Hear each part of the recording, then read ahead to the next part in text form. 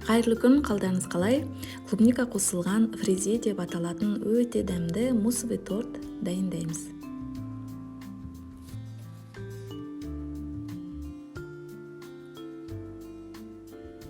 Ол үшін бізге ең алдымен бисквитін дайындаймыз. 5 жұмыртқаға 200 грамм қант салып, әбден көпіргенше араластырамыз.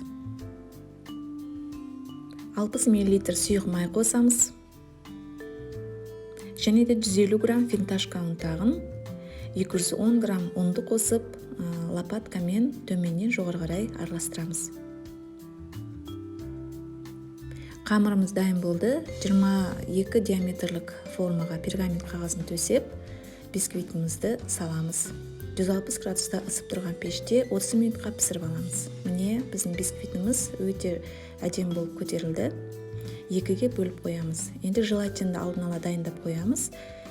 15 грамм желатинге 50 грамм су қойып қоямыз. Кремімізді дайындаймыз. Кремімізге 3 жұмыртқа, оған 210 грамм қант салып, бәрін жақсылап араластырамыз.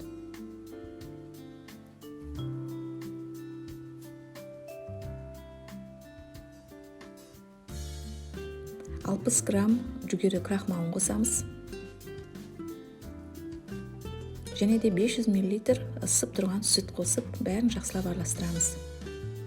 Баяу отта қойып, қою толғанша, асты күйіп кетпейтіндей баяу араластырып тұрамыз. Міне дәл осындай масса болуы керек. Дайын массамызға 100 грамм сары май қосып, жақсылап майымыз ерігенше араластырамыз. Желатинімізді микроволновкаға ерітіп аламыз да, кремімізге қосамыз. Кремімізді қалташаға салып, алдын ала дайындап қоямыз. Енді тортымызды жинаймыз. 20 диаметрлік формаға алдымен бисквитті төсеп, пропитканы жақсаңыздар да болады. Шетіне әдемілеп клубниканы жағып шығамыз. Үстіне жаңа өзіміз дайындаған кремді толығымен клубниканың бетін жабамыз. Ортасына қайтадан клубника төселінеді. Үстіне кремді клубниканың беті көрінбейтіндей етіп толық жабамыз. Екінші бисквитімізді төсеп, үстіне пропитка жағамыз. Қалған кремімізді бір слой етіп үстіне жағып, пищевой пленкамен в контакт дейді ғой, үстіне жауып, тоңазытқышқа жарты сағатқа қойып қоямыз.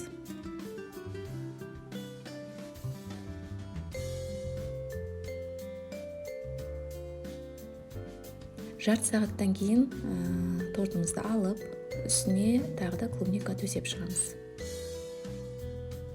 Клубниканың үстіне клубника не малинаның желесін құйып, түнге холодильникке қойып қоямыз.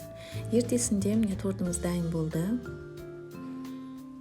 Ацетатная пленканы алып, өз қалауларыңызша дастарханға кесіп қойсаңыздар болады. Міндетті түрде жасап көріңіздер. Дәмі өте нәзік, керемет, отбасыларыңызға ұнайтынына сенімдімін.